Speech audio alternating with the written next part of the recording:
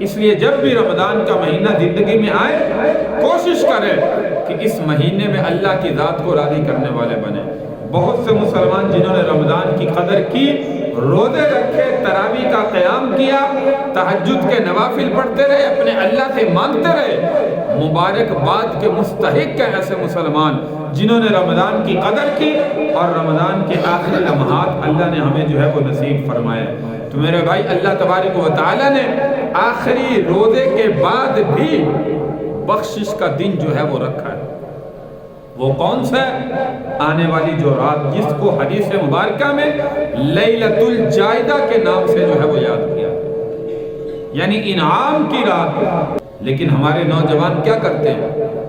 آپ جانتے ہیں، دیکھتے ہیں، پہلی راتوں سے زیادہ اس رات میں بازار میں زیادہ رش ہوتا ہے۔ نوجوان نکلے ہوتے ہیں، ہر طبقے کا بندہ جو ہے وہ نکلا ہوتا ہے۔ میرے بھائی، خریداری کرنی ہے بچوں کے لیے، جو بھی معمولات ہیں، ہمیں کوشش کرنی چاہیے کہ وہ پہلے جو ہے وہ خریدیں۔ اور رمضان میں کوشش کرنی چاہیے بازار میں نکلیں، جہاں بھی نکلیں اپنی آنکھوں کی حفاظت کریں، اپنی زبان کی حفاظت کریں، اپنے کانوں کی غلط سننے سے حفاظت کریں، اپنے ہاتھوں کے ساتھ غلط پکڑنے سے حفاظت کریں، پاؤں کے ساتھ غلط راستے پر چلنے سے حفاظت کریں۔ بد نظری یاد رکھیے کہ ایسی چیز ہے، فرمایا جس پر پڑتی ہے اس کا عکس اپنے اندر جو ہے وہ لے لیتی ہے۔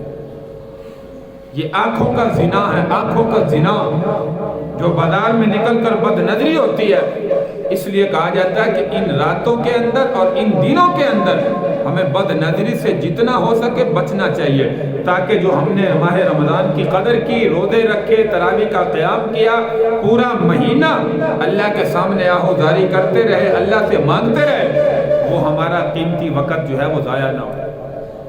اگر ضائع ہو گیا تو پھر میرے بھائی ہمارے لیے تباہی اور ہلاکت ہے، ہمارے لیے نجات کا سبب نہیں ہے۔ اس لیے ان راتوں کے اندر نوجوانوں سے خصوصی گزارش ہے کہ وہ بازار کی زینت جو ہے وہ نہ بنے، بازار کی زینت نہ بنے۔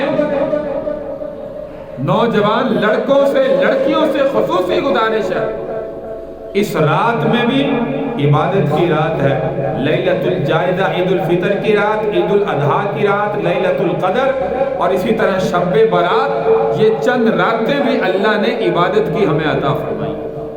اس رات میں بھی ہمیں کوشش کرنی چاہیے اپنے گھر کے اندر مصلی بچھا کر کچھ وقت نوافل میں، کچھ قرآن کی تلاوت میں، کچھ اپنے اللہ سے مانگنے میں، کچھ وقت جو ہے وہ ذکر و اذکار میں۔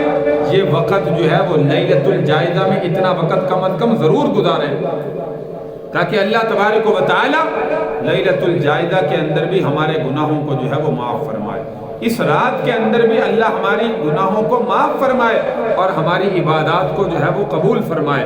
تو میرے بھائی، اللہ تبارک و تعالی نے یہ لیلۃ الجائزہ کی رات، جو آنے والی رات ہے، جس کو چاند رات کہا جاتا ہے، اس رات میں بھی جاگ کر اللہ کی ذات کو راضی کرنے کی کوشش کریں کہ اللہ تبارک و تعالی، ہم نے رمضان کے روزے رکھے، تراویح کا قیام کیا، عبادت میں حصہ لیا، یہ ساری عبادات اس لیے کی ہیں تاکہ اللہ تبارک و تعالی ہمارے گناہوں کو جو ہے وہ معاف فرمائے۔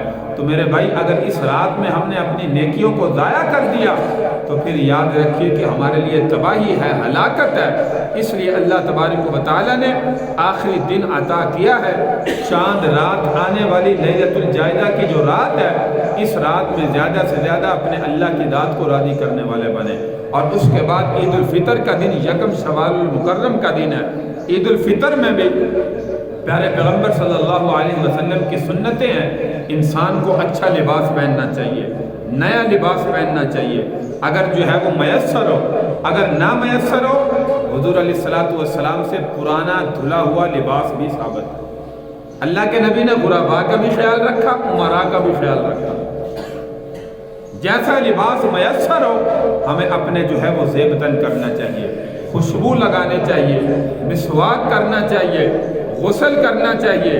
یہ ساری سنتیں پیارے پیغمبر صلی اللہ علیہ وسلم سے جو ہے وہ ثابت ہے۔